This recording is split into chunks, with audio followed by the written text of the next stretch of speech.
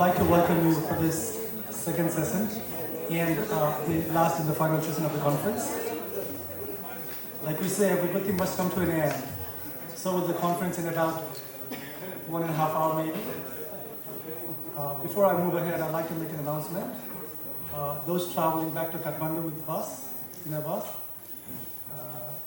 please make sure that the bus will be leaving at 4 p.m. and the bus will be available opposite to the ground, right below the stairs.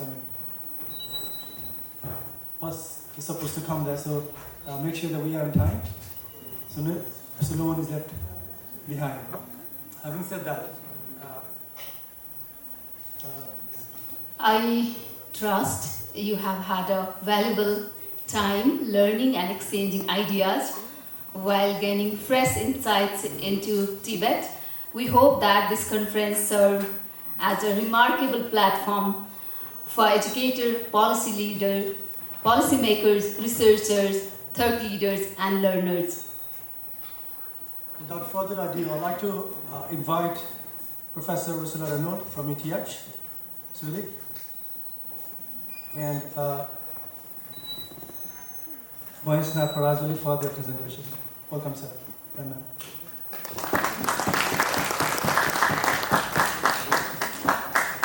First, we'll have the presentation of Ursula Renaud. Then after that, Mahesh Parajali, our professor, will present. Thank you.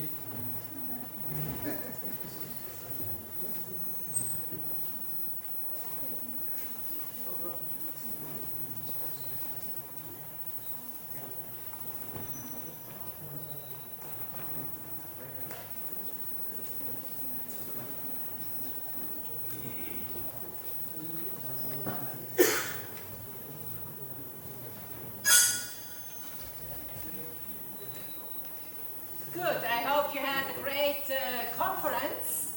On behalf of, oh, I'm so small. Here, much better, right? Yeah. Good. So I'm really happy to share with you now in the last presentation something related to this country. We have felt the beauty of the country. We have felt the spirit of the country. We have felt the nice people, the good food, and now I tell you a little bit about how we are accompanying the country in the Tibet sector.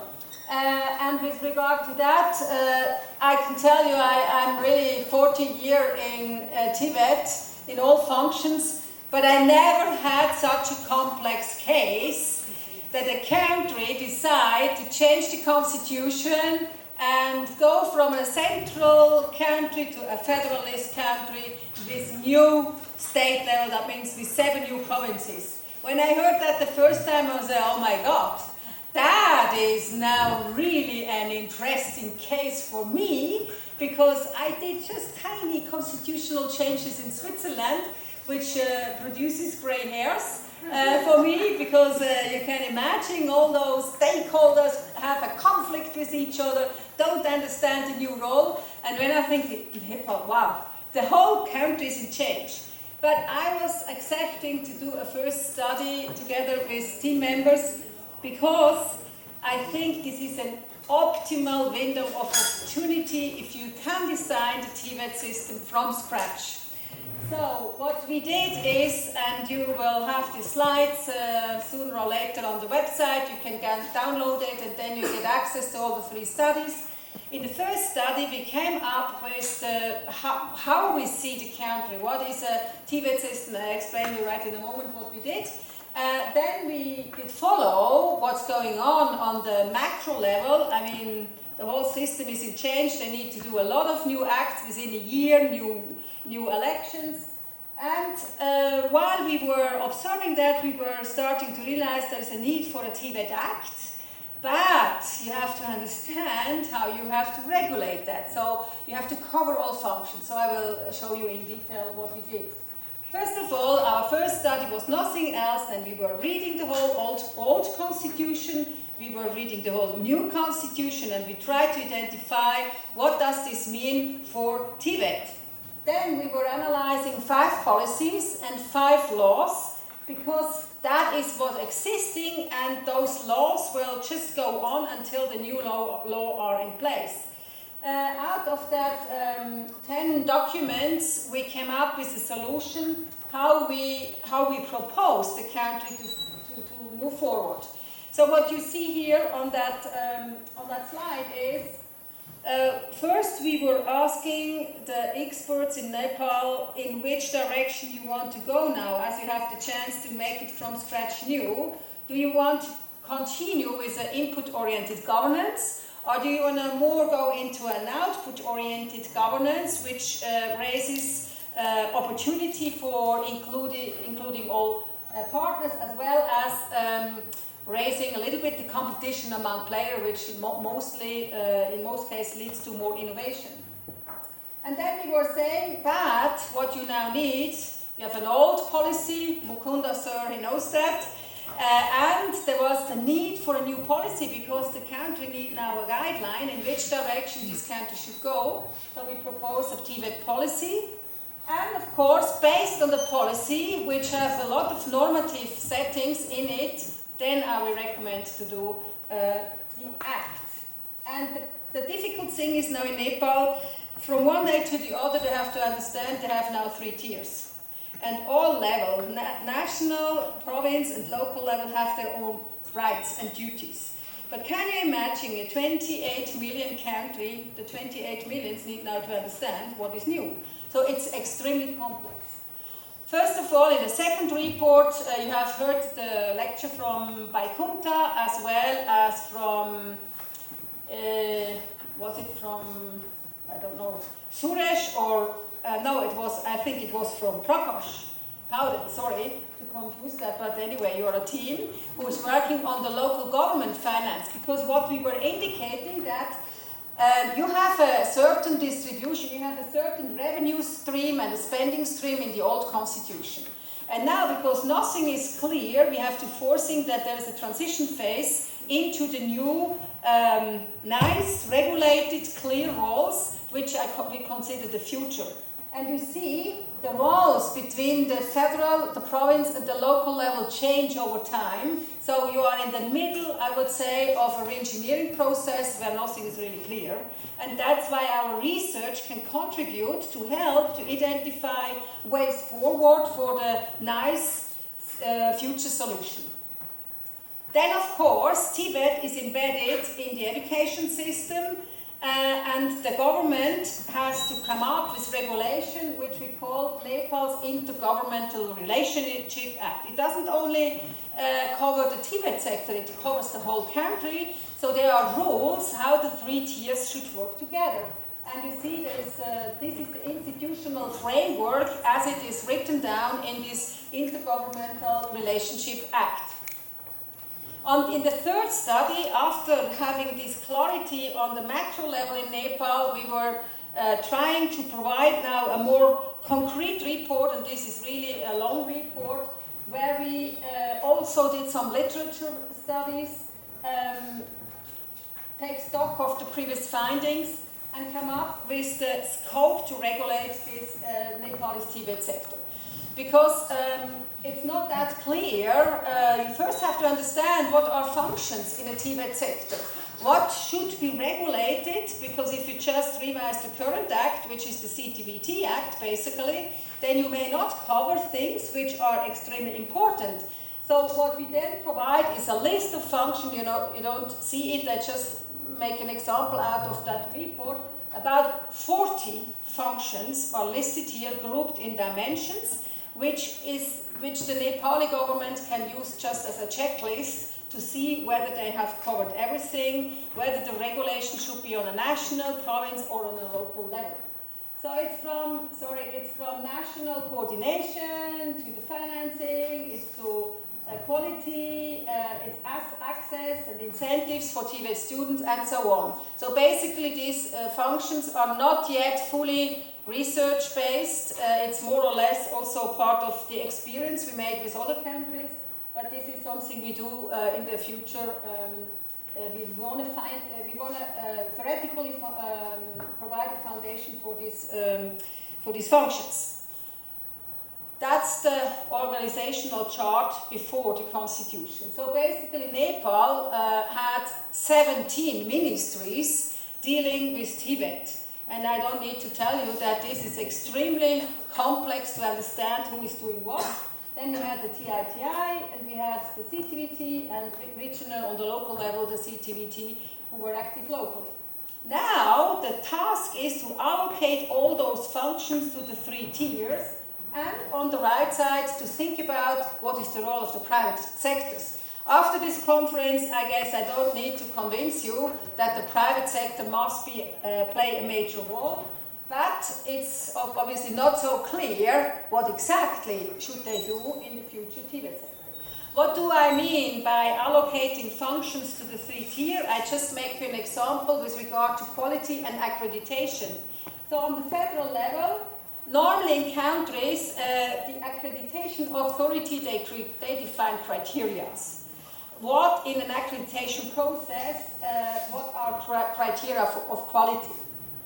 Requirements regarding the professionals, the infrastructure, and they do also the final decision.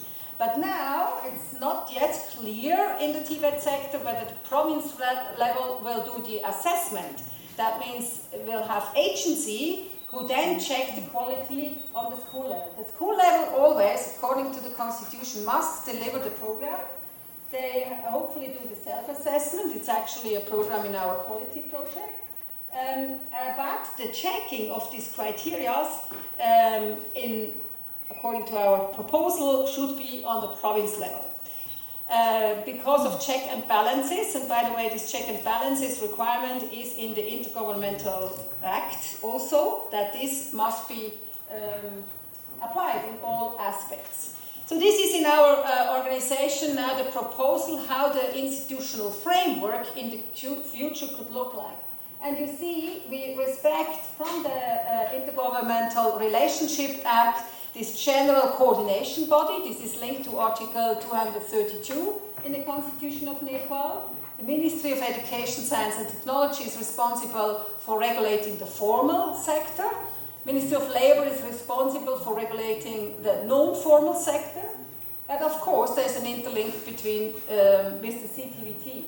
There is a Tibet unit in the federal government, and we have, of course, the CTVT. I call that now Center for Technical Education and Vocational Training, not Council, because the Council is now, the new word is now allocated to the political level. So sooner or later, I recommend you to do what all other countries are doing to really create a strong center. Then the accreditation authority is not yet so clear. Is it one for the whole education system, or may they have multiple? National level can provide programs, but only on level 6 to 8, not below. Because level 3 to 5 must be either on the province level or on the local level. Normally the local level is level 3. Level 1 and 2 you may have heard in the presentation, but this is non-formal. So that's the other aspect. I only talk about formal education. Now the green buttons are where is now the industry playing a role. And I will come up later what I'm doing with the industry, because it's not yet clear what is the coordination, the linkage between industry bodies and the different governmental authorities. Sector subject committee or the sector skills committee are in place, and they are definitely the partner of the CTVT currently, but maybe in the future we need more. If you go in this report, that's definitely something you cannot read. You see, we provide the options for allocating all functions to the 3 tiers. We define who could be the responsible authority. We did also say who should finance that. And last, we do the citation on in which document that is stated. I can tell you, our team did digest thousands of pages of this new regime, and it's definitely hard to capture everything. If you don't read all the document, you don't know whether you have forgotten something or whether you have done a misinterpretation. So now we are actually at the level where we have the Tibet policy. I congratulate to all actors here in the audience from Nepal who contributed to this TVET sector strategic plan. I can tell you I review a lot of documents, but this document took time because it has about 90 pages. And they came up with a very concrete operational plan, what they want to do in the next 10 years. And it is basically in 3 phases. And in the first phase, and this is a good news, the TVET Act should be done. And I know that some of you are totally impatient because the Act is not here, but I always say there is a sign when the Act is not yet here that we have room for improvement. And let's take the chance to make it even better. So I still hope that we have that by end of the next year or 2025.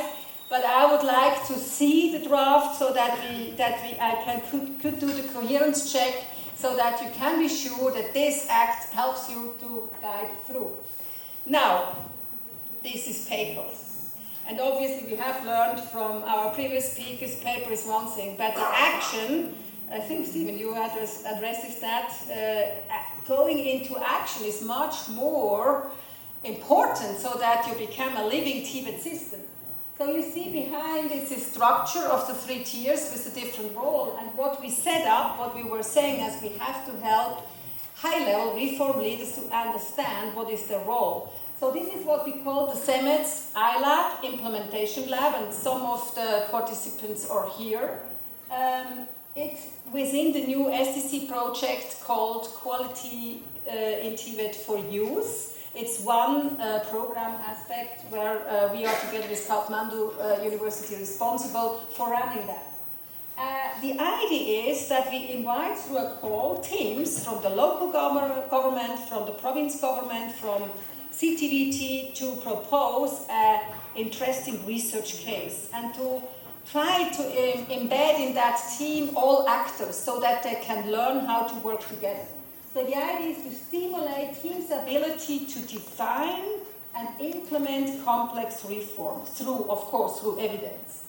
Create a learning community to share what happens during the implementation process and cooperate with other tiers. So it's a learning lab where we went through the 7 cases. I tried to allocate them whether they are more on the local level, more on the province level, or more on the national level.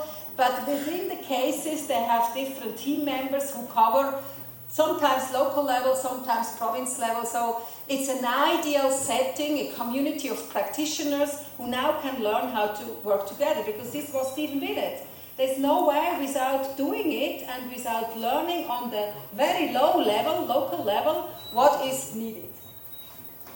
So this structure, which is sooner or later in place in Nepal, needs more capacity, and we float the country. Hopefully it's not yet the floating, we have not yet 10,000 master students, but we have hundreds of master students, among others are here. 5 cohorts who can now take over some roles in those new local government, in the province level, or in the CTVT. These are people who understand the system. And on top, as you see, CEMET's iLab Nepal, we have 8-year option to each year invite new teams. And if you multiply, we have 8 person per team, it's about 60 person who we can take in one cohort, multiplied with 8 times. So it's an extremely huge opportunity to help the country to work together. And it's a competition, so these teams are in a competition with each other. That means the winner of the yearly CEMET's iLab gets a ticket to go over to the international CEMETs in Switzerland. Because it's one thing to understand your context in Nepal, the other thing is to be embedded in an international audience. And I can tell you, you will be proud if you as Nepali team will see what's going on in the rest of the world. And this is what we want to show you. We want to show you that you are very good with re-engineering the system. Even I would say, I said yesterday morning, I consider you as a rock star in re-engineering TVET system. And believe me or not, and you will believe it only when you see the other cases from other countries, how good you are, because it's a systemic reform, You have to do it. It's due to the constitutional change, and it's your window of opportunity. And CEMETs, those we have now 8-year experience, the best cases we now showcase in the CEMETs Alumni Institute, that every 2 years we do an Alumni Institute to select the showcases. This year, Nepal was already a showcase. And all Americans were starting to realize, oh, I guess we are the developing country, not Nepal, when it comes to re-engineering the education system. And this should give you, and Lina, I see Lina here, she was there. You confirmed that, right? You can be proud to be in Nepal. Ask her how it was and ask her what other countries do have as difficulties. So it's not enough. I mean, this is now the plan. It brings me back to what is our LELAM project's overall goal with the question 4. It's this continuously engaging of high-level reform leaders to stimulate them to understand the research. That's this conference where we hope to give you some ideas how you can use the research in your reform. The ability to define and implement complex process, learning community, and come up with new research. This is for us cool if we see, oh, this doesn't work. Or I just had an interesting talk with the Association of Private Provider here in Nepal. They make me aware about the gap, which we have not covered yet, and we have to think about what does this mean. So this is the way I see the future in working together. Good news for you, because I think we have a weakness actually how the industry association and partners are embedded. We come up, we provide a new study, the 4th study on federalization, and it covers industry engagement only. We will run a survey among companies, we will summarize the cost benefit. We try to make an advertisement material so that you can really stimulate your industry. The goals is mapping industry, doing the willingness to train survey, raise the awareness that there is an industry TVET strategy available, but if nobody knows that, then of course they cannot be active. Summary, the CNI survey, they already did one, and summarize of course the cost benefit result and the students' result of the 24 months ensure. And with that, we hopefully next year can do more advertisement, more events that people start to understand this is a major player. All that is not possible with cooperation. So all of you, including us, we need to sit together and figure out where is the missing piece that this mashing works well.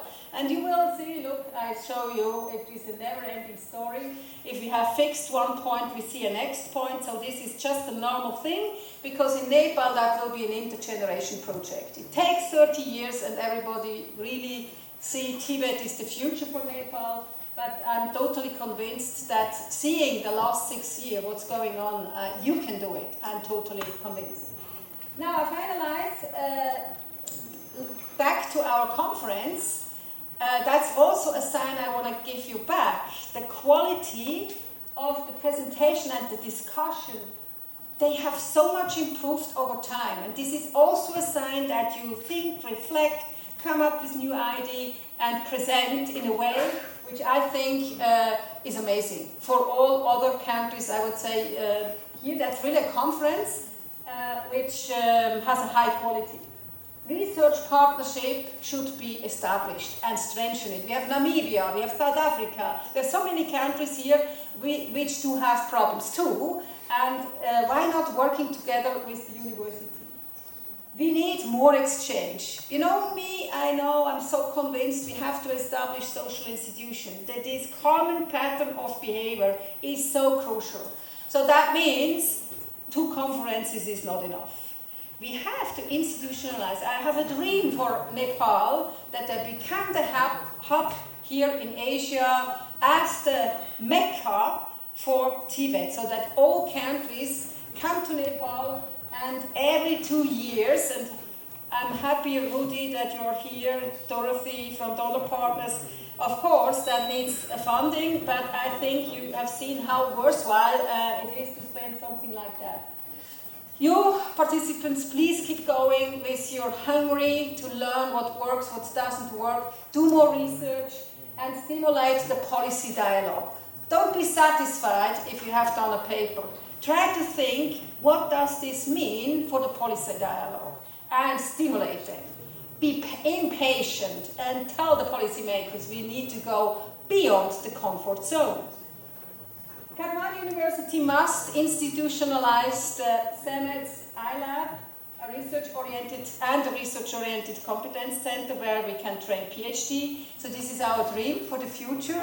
And I'm pretty sure that after having this 6 years experience, we can do it if we continuously bring our brains together and think, where is the solution? There's always a solution there. You just have to be patient and be creative to find the right way forward. I end my presentation with a particular thank to the organizer, the host of this conference, the team of the Kathmandu University under the wise guidance of Professor Parachuli did an amazing, great job to organize this conference and to give us access to these brains and the inspiration. So I really thank you very much for the great collaboration. It's a long-lasting collaboration, and you are always very kind, even though sometimes you may have things the day before not under control. You manage this in a wonderful way, and it's my thank to you from my whole team that we cannot value that with words, but definitely you are a great team. So thank you very much for listening, and thank you very much to you for being here. All the best to you.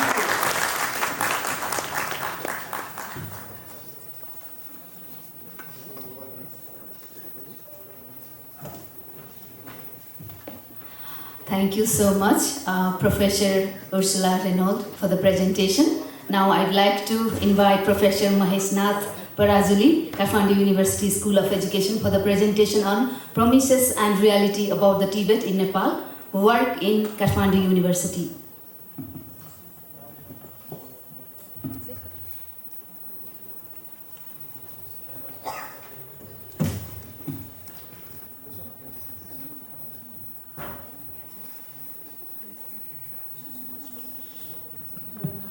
Thank you.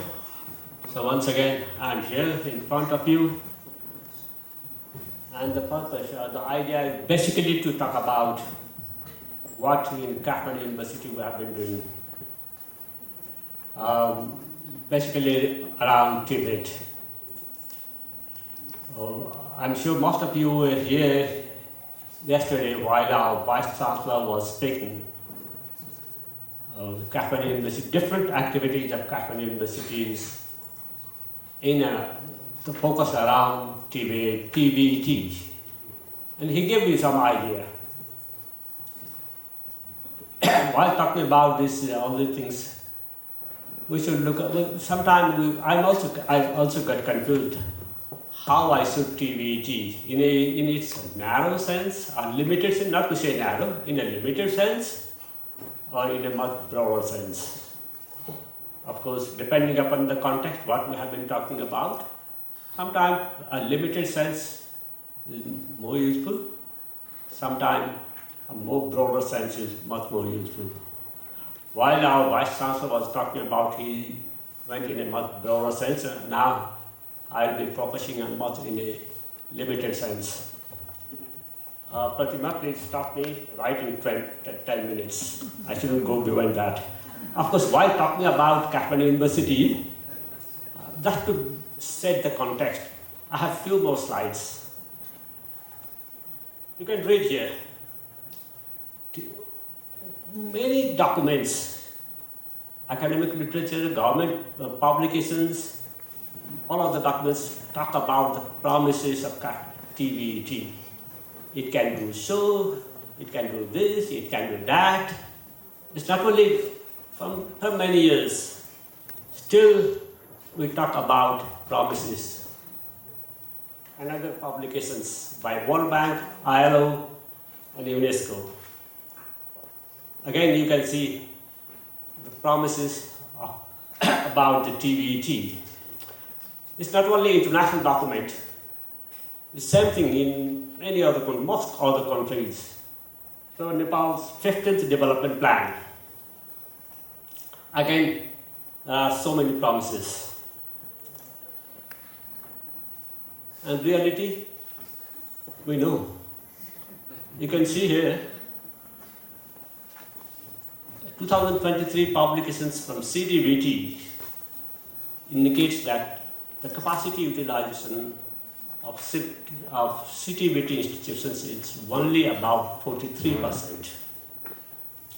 So we have to, our system has not been able to attract students to and their parents towards TVET programs.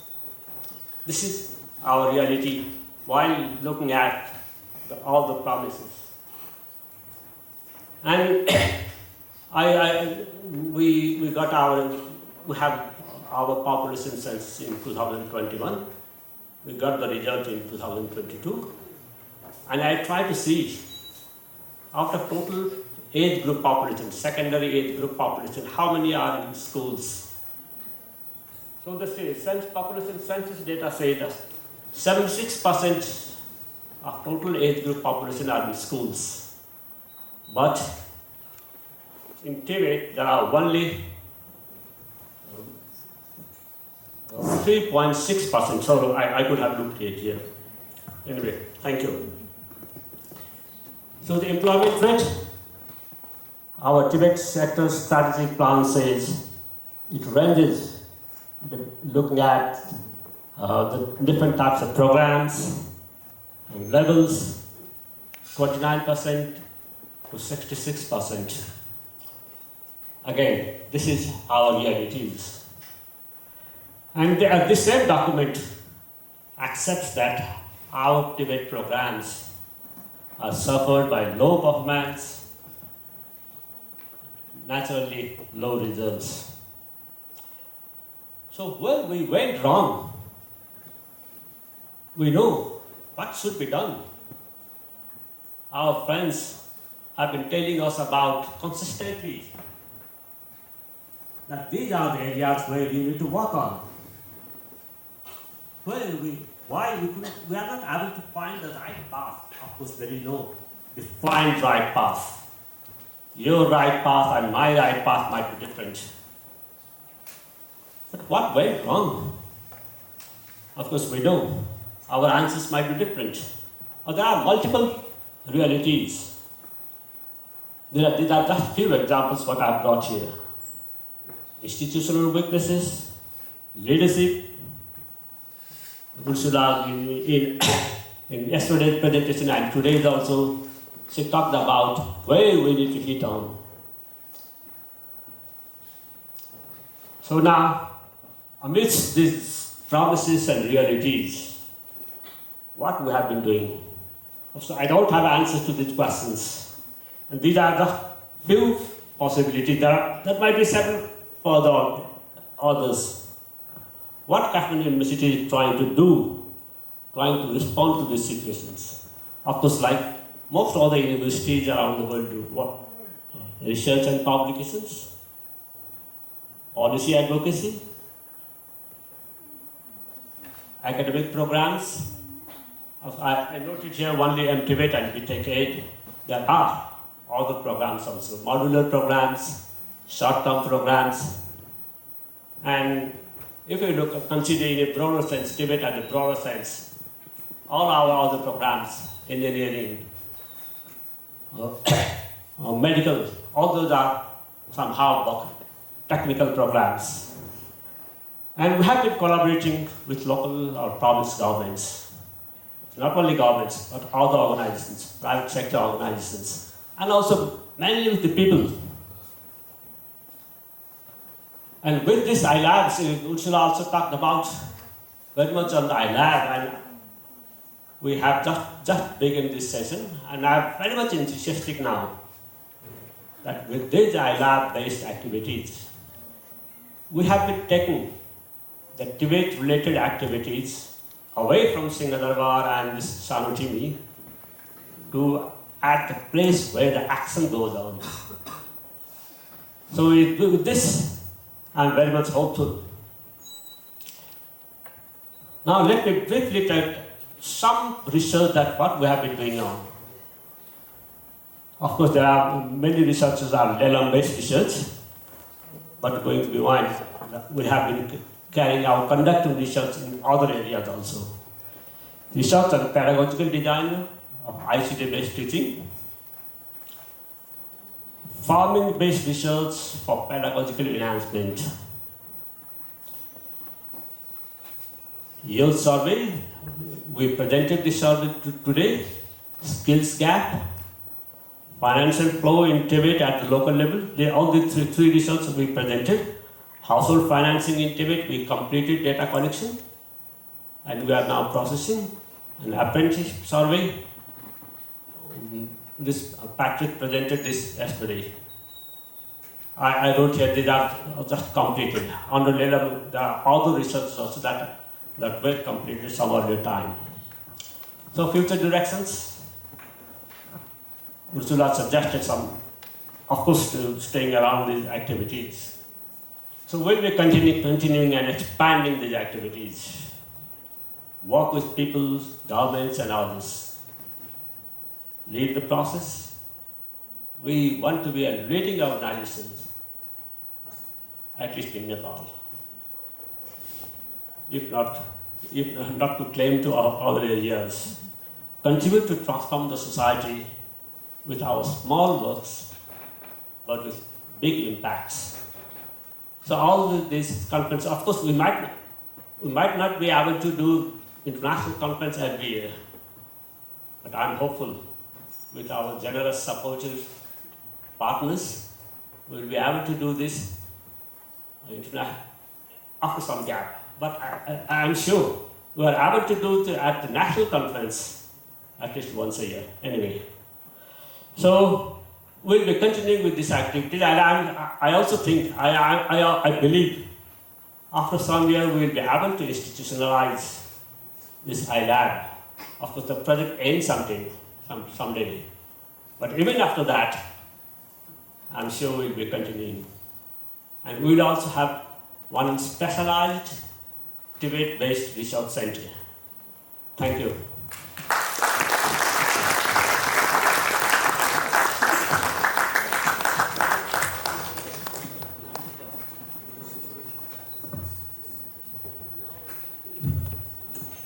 Thank you, Professor Parazuli, to learn about the promises and realities about TVET in Nepal. Well, yesterday and today we have had an intensive sessions. We have had 85 papers and a workshop. And we have had participants from 16 different countries from around the globe. So to sum up what we do out of this conference, I would like to invite Professor Lakshman Gyawali from Kathmandu University School of Education to have his say on that. Thank you, sir.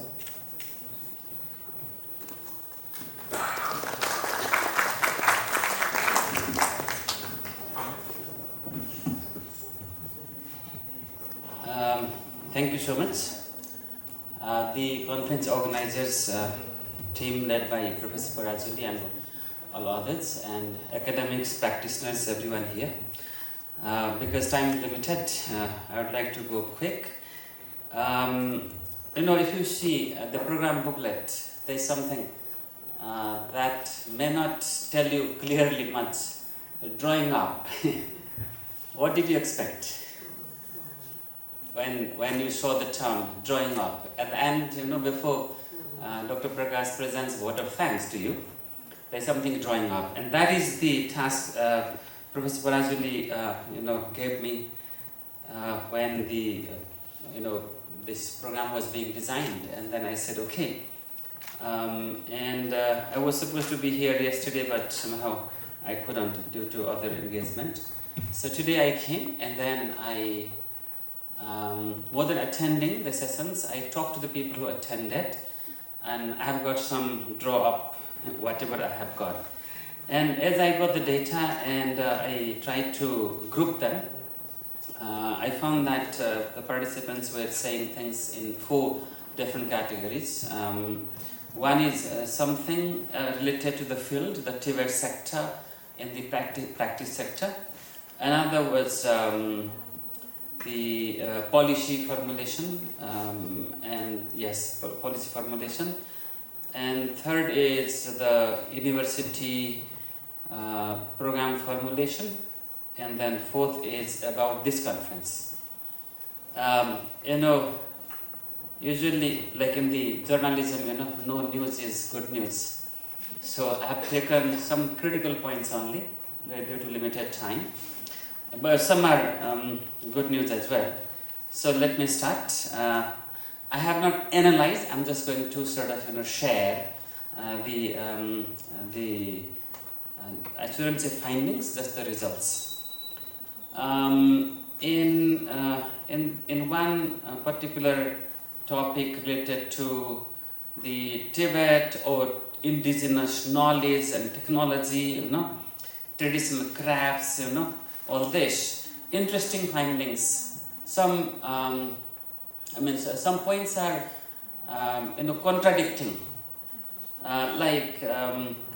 The first point, all participants said that they heard from the presenters that indigenous knowledge and technology must be preserved, and Tibet sector, that be part of the responsibility of Tibet sector, policy makers and academics, whoever. But many research presentations reported that indigenous knowledge in lack of proper this Tibet education sector or practice sector, the technology has not been very helpful in keeping the indigenous practices going. Okay, so like certain things, for example, they were giving example of the clay pottery in Bhaktapur. They still use the this pottery, and it cannot compete with the Chinese plastic items there. So Tibet sector, Tibet education has not been able to make a difference in sustaining them. So there is a lot of foreign invasion. And another interesting thing was there was a skill or product of certain community, and other community people stole them. Like the examples they were giving is this. Thakali people did not originally make gundruk. Gundruk was mainly made by the Newas from Kathmandu. But Thakali Bhansa is not complete without gundruk. So the technology, the item is, this is from the field. So the original owner of the knowledge is different. Or then the Thakalis have another complaint. Gupta Dai ko Thakali khana. So that's interesting thing. So how can Gupta Dai make Thakali khana? Oh, how they cannot make? And then one participant was reporting that they have formed a group to have a legal treatment to that kind of stealing away the skills or product or whatever, the branding, the patenting, this, but there is no law to fight. And another interesting thing is certain communities now do not send their children to certain Tibet education sector, thinking that that's not for my community, that's not my caste, okay? So it should be done by somebody else. Some are taking away and others are not buying it. Interesting. And then in this indigenous, this technical, vocational, whatever area, there's something like this vocation has a problem. If you want to promote the local technology, local knowledge, local products, you cannot compete with the international market. And if you go with the international practices, then the locality things will never happen. The example they did not give, I added, was biryani. Biryani is not Nepali product, by the way. It came from southern part of South Asia. But I was in Pokhara in a hotel, and then one American friend wanted biryani, and then the biryani was brought. When I tasted, it was not biryani, it was fried rice. And then I mean, it looked like biryani, and I called the chef and I said, "What is this?" He said, "Biryani. Tell me, how do you cook it?" Because I had seen the proper biryani cooking from that Dadima who makes, who has made hundreds of thousands of followers in YouTube. How they make, by covering with the clay lead and things there. And I said, either cook biryani or change its name. That's what I said to the chef. And he excused and left. So that is about the field. Now about the policy, there are issues with policy formulation, and there is a lack of research, enough research, what should go into policy, what should go into curriculum, what should go into training, and all that. One complaint was presented in one of the sessions was the trained human resource go to the field only with the technical knowledge, and they lack soft skills, life skills, skills to cope in the difficult situations, skills to cope with the difficult customers. So that is an issue with the curriculum or training. And then there are so many areas where there should be more research and more exploration, then only the insights could help us design better projects and better programs. For example, this dual VET that has 3.5 and 19.5 sort of this program design. In this, some sectors have got overwhelming students inflow, and some sectors do not have many students. So perhaps this was because of lack of need analysis. That's what I was told. And then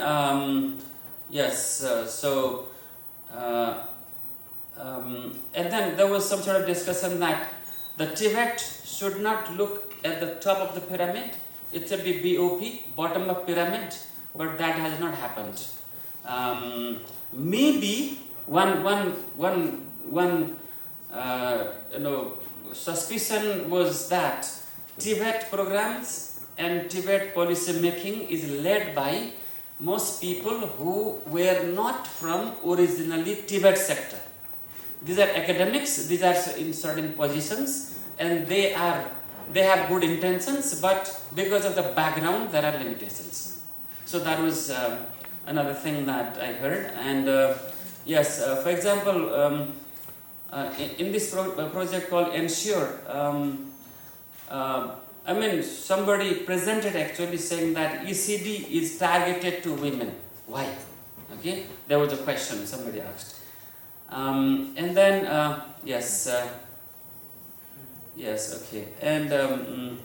another point about the program design is TVET sector should have multiple dimensions, but some are limited, some are outside. For example, theatre, drama is not considered as TVET by TVET program because it is not included.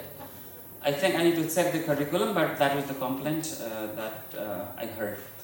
And there are issues about financing where TVET education has not got enough financing from public sector.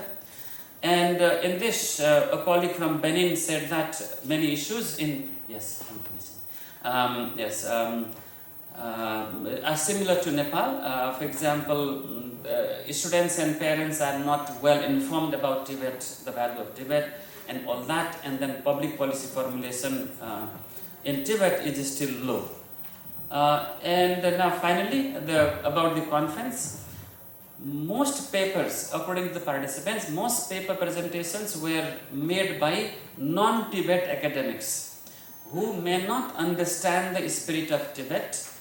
And then one participant was complaining that there are people who are doing TVET, practicing TVET, but they were not brought. And I asked, the call was made open, why didn't you come?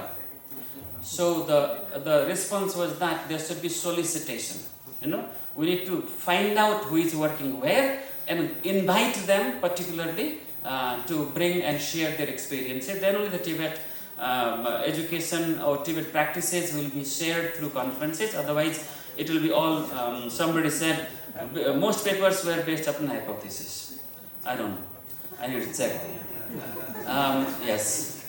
And then because there were not many, these practitioners there, and yeah, finally, this was out of that.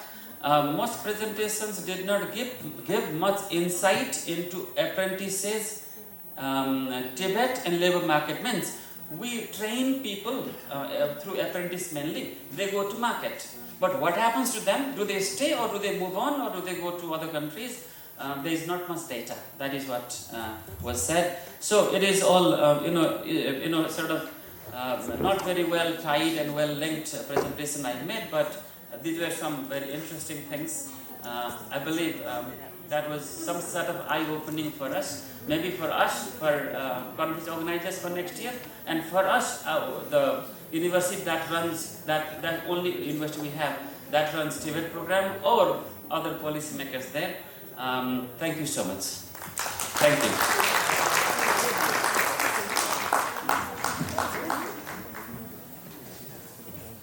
Thank you, Professor Laxman Gewali, sir. Now we are end of the conference. I would like to express my sincere gratitude to each and every one of you for joining us at this event. Well, the conference is one step closer to coming to an end rather. We rather, as an organizer, believe and hope that whether they be practitioners or experts, will continue to inspire, will continue to educate, will continue to share their knowledge about Tibet in coming future. Thank you. अब भने हामी कार्यक्रमको समापनतिर लाग्छौँ। अन्त्यमा यहाँ उपस्थित सम्पूर्णलाई धन्यवाद ज्ञापन गरिदिन हुनका लागि साथसाथै यस 2 दिने टिबेट कन्फरेन्सलाई चाहिँ समापन गरिदिन हुनका लागि यस काठमाडौँ विश्वविद्यालय स्कुल अफ एजुकेसनका एसोसिएट डिन डाक्टर प्रकाश चन्द्र भट्टराईज्यूलाई यहाँ आमन्त्रण गर्दै आजको यस कार्यक्रम वा भनौँ 2 दिनको यस कन्फरेन्सको प्रस्तुताको रूपमा हामी दुईजनालाई मौका दिनुभएकोमा धेरै धेरै धन्यवाद दिँदै यस कार्यक्रमबाट म प्रतिमा म सञ्जय हमाल बिदा हुन्छौँ। नमस्ते।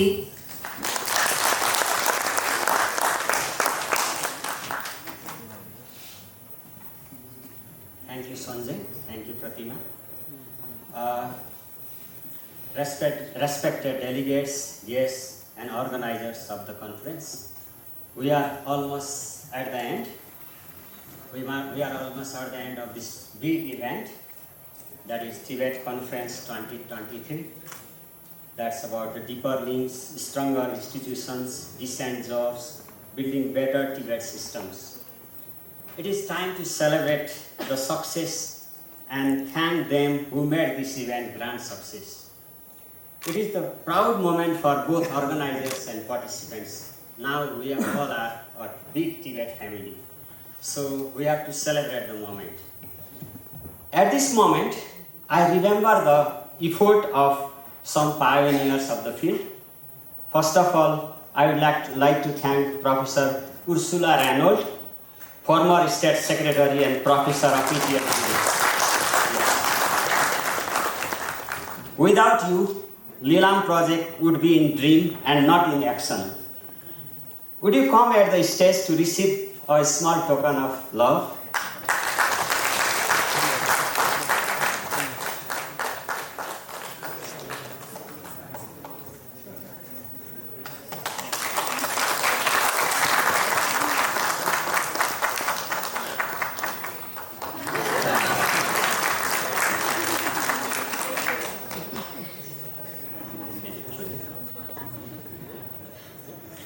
Likewise, from Kathmandu University, it is Professor Maheshnath Parajuri who joined the hands with Professor Ursula Reynold.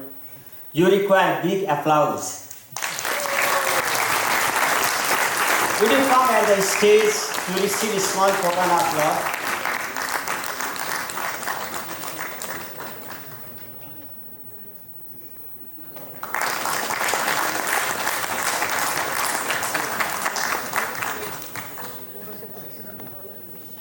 Professor Balchandra Luitel is not here, I think now. He is the Dean and Dean of Kathmandu University School of Education. Is another personality to appreciate here for your effort and dedications for this event successful. Thanks, Professor Luitel. The project partners from Chile, Costa Rica, Benin. May I invite the principal investigators here of those countries, Dr. Paula, Dr. Jacqueline, and Dr. Gay here. So, and this is the token of love.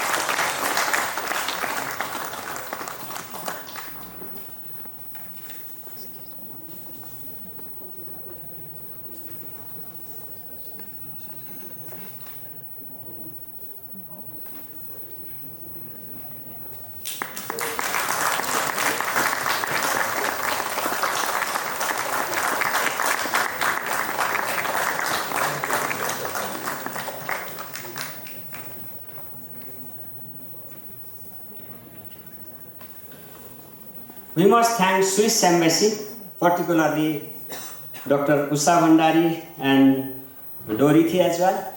So Dorothy, would you please come here and receive a token of love.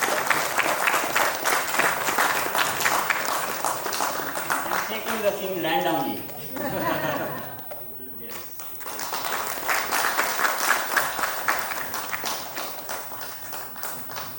Keynote speakers always have a major attraction, so they are always here for event very successful. May I invite Professor Stephen Billet and Professor Pramod Bahadur Shrestha.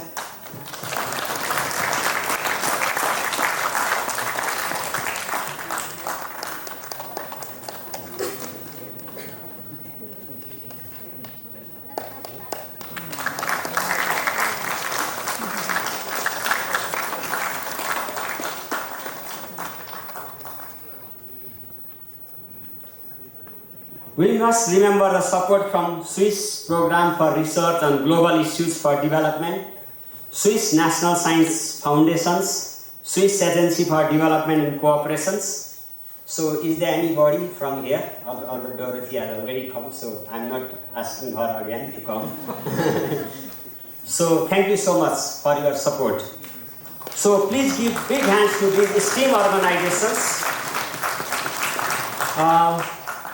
I also remember the project at this moment. Their support cannot be expressed in word. So projects, ensure projects, I think Ravindra sir is here. And likewise quality team, please could you come to the stage? Bhanush Pandit sir, and VPUS Subhash Subedi sir. Could you come here and receive token of love?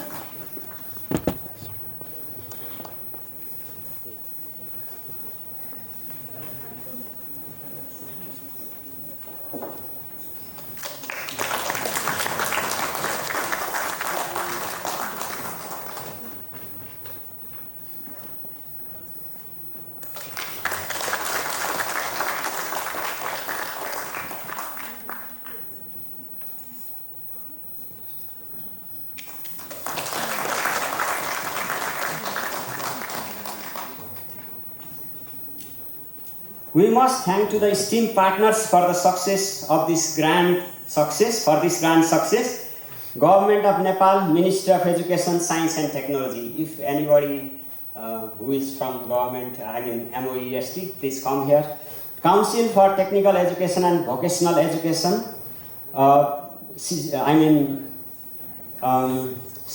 CTVET. Is there any persons from there? I think Nisi ma'am is here. Yes. And I am also requesting ASEAN Development Bank. Yuri is here, I think. Yes. University Grant Commissions.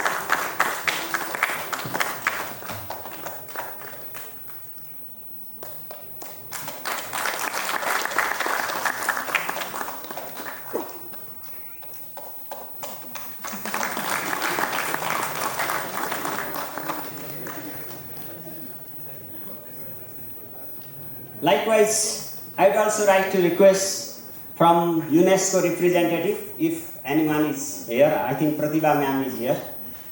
Private sector, CNI representative, I think Amrita ma'am is from CNI. Likewise, Nepal Tourism Board, Comparative Education Society of Nepal.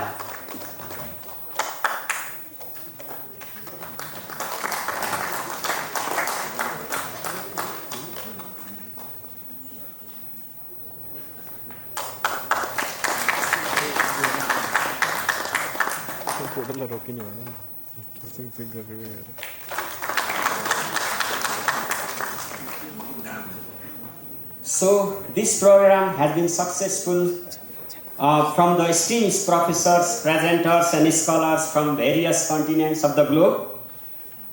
So may I invite the representative from different continents. So first I would like to request a representative from Asia. One representative, anybody can come, except Nepal.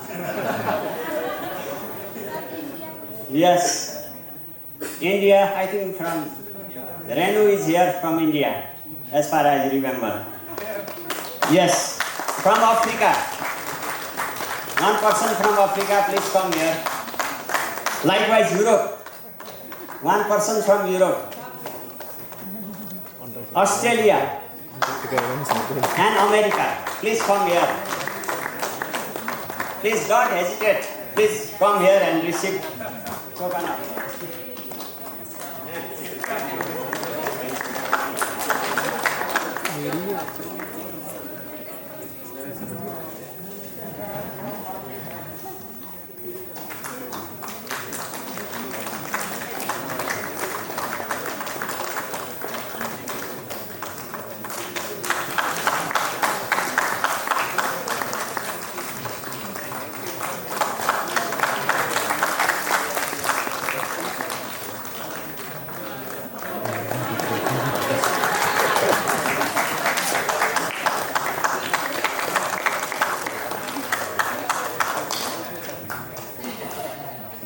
So, dear esteemed professors, scholars and guests from various organizations and universities of Nepal and abroad, I would also like to thank whose presence made this event grand success. Minister Honorable Ashok Kumar Rai, Minister of Education, Science and Technology.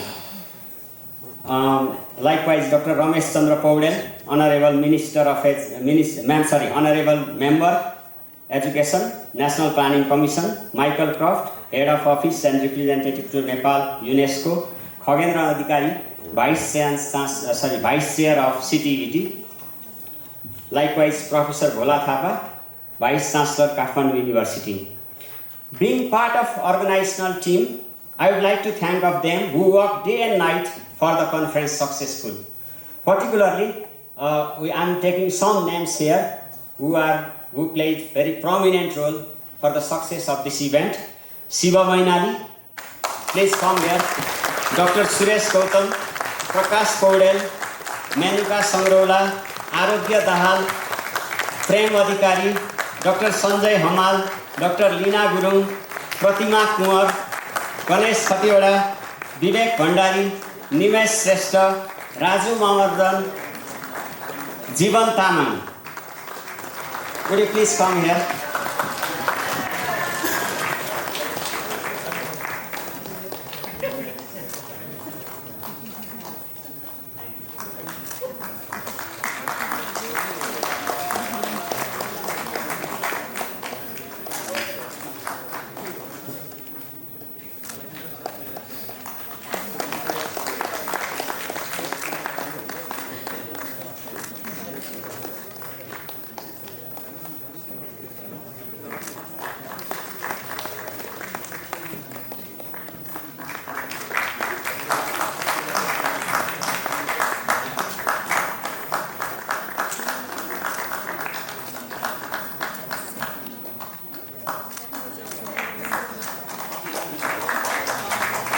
Yes.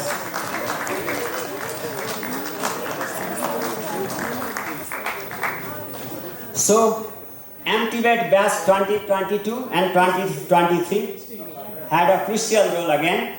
May I invite Pratiksha and Vipin Tamang here. So I have very limited left now, so I will try to manage anyway. and Professor Lakshman Gyamali, who had a very good insights at the end.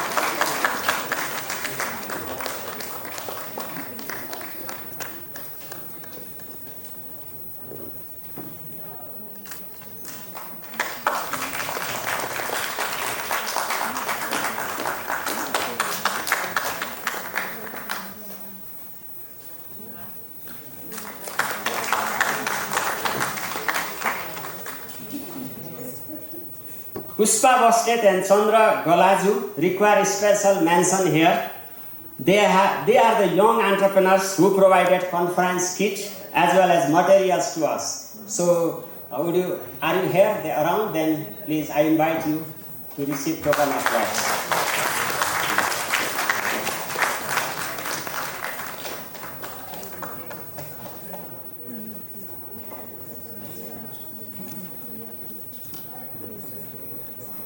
I am happy to present this to CNN Hero.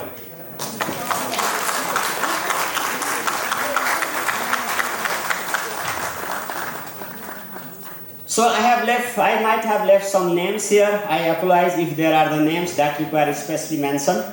The participation of every participant is very important. So I would like to thank your presence. In the meantime, I have still some left here. So I require some participants from different countries who have not received so far, right? So those who are from other countries, then yes, please, yes.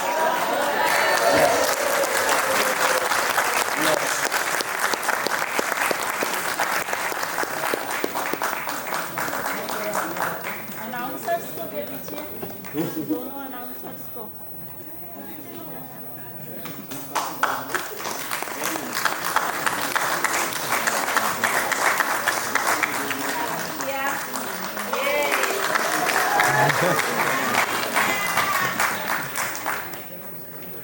So,